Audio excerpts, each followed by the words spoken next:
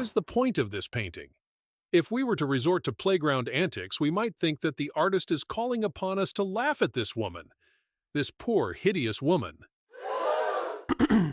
Apologies, I got carried away, but the work does not have a playful quality to it. If anything, it's grim. It does not seem to flaunt its jaunt, so to speak. Could it have been disguised to stay safe from the persecution of the medieval era? Or could it be satire, hidden underneath the cloak of self-seriousness to mask an inside joke? But let's be honest, if it was disguised, it was not disguised very well now, was it? This oil painting appeared at a New York auction in 1920, where it was the cause of some brouhaha. And why would it not be?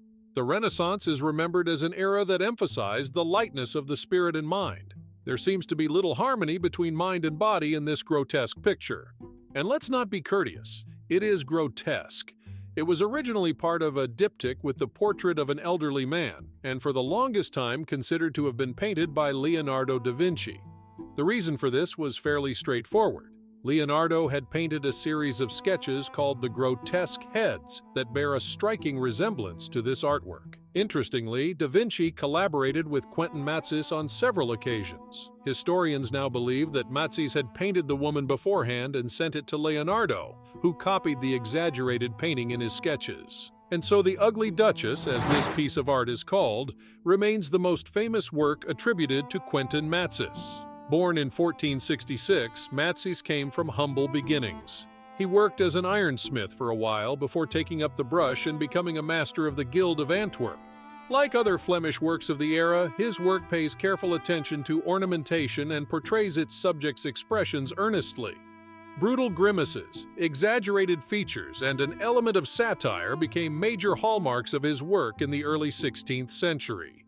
This painting continues the trend of satire. The consensus assumes that the painting takes inspiration from a 1511 essay by Desiderius Erasmus titled The Praise of Folly.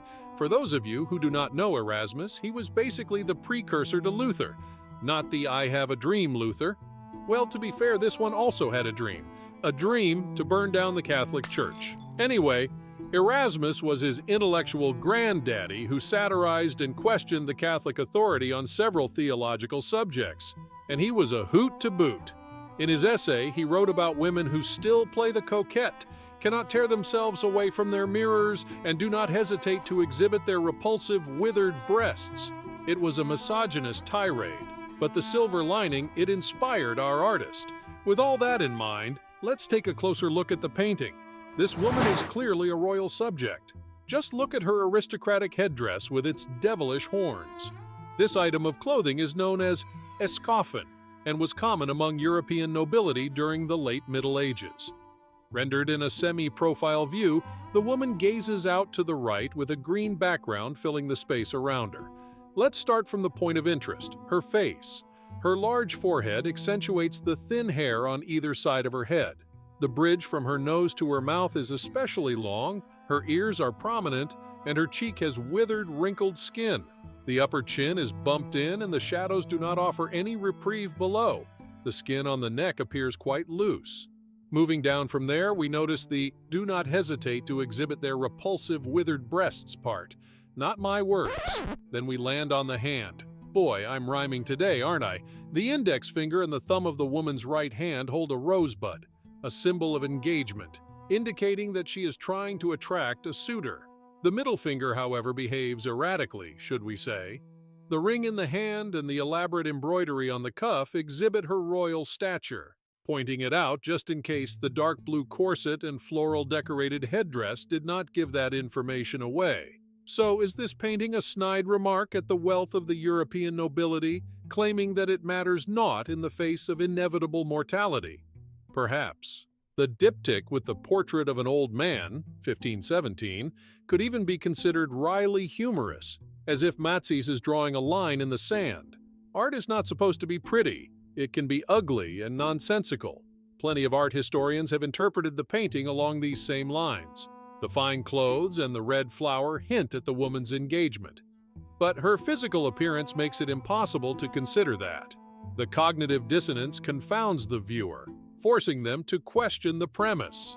The woman has adorned herself with the finest jewelry and clothing. but the pangs of death remain ever present. The material wealth that surrounds her does not breed life, it breeds comfort, which in turn breeds a lax approach toward life. If anything, the vanity of maintaining her youthful appearance is a waste of time and effort. By rejecting life, the accessories and similar distractions bring her close to a sterile life. Or, to put it in an unnecessarily poetic way, it conjures a death before death. Woo! That was a bunch of profound nonsense. Now let's just go back to regular old nonsense. Quentin Matsys had a bone to pick with Margaret, Countess of Tyrol, which is a really weird thing since she had been dead for 150 years when he painted her. So why would he move heaven and earth to tarnish this woman's reputation? Maybe he had beef with a contemporary royal woman, but could not dare to paint her for fear of having his head lopped off. So instead he resorted to maligning his ancestors. If so, what a boss. But that is all speculation. Some people disagree with this reading because it is not as holier-than-thou as Renaissance art is supposed to be. Forget holier-than-thou, it is vulgar, unsophisticated, and gross. But the alternative they offer is also quite interesting. In the late 19th century, Sir James Paget discovered a medical disorder and named it osteitis deformans. But by the end of the century, his enemies started calling it Paget's disease. To his dismay, one would assume. The disorder caused bones to become inflamed and malformed. Medical practitioners have linked the portrait to the medical condition. It also proves that the disease was discovered in the 16th century, not the 19th century. If this hypothesis is true, then the sitter of the portrait might have suffered from Paget's disease, even though Paget was yet to be born. Considering these ideas, the painting takes on a new meaning altogether. Disability in the Middle Ages was viewed quite harshly. Some considered it a curse from God, others thought it was the devil's doing. And medieval art seconds this ideology as the disabled often symbolize wretchedness. For Matsys to portray the illness in such a manner is commendable. While he might not have been on a crusade to destigmatize the body disorders, he does not make it out to be the divine providence either. The curved shapes do form a geometrical harmony. The face, the headdress is round, balloon-like horns on each side, and the white cloth that hangs from the head offers a nice contrast to the curvilinear form of the subject. Then the space behind is colored neutrally so as not to attract too much attention. The artist wants to lead our eyes to the subject. Now, it seems he might be looking at the subject with a hint of compassion.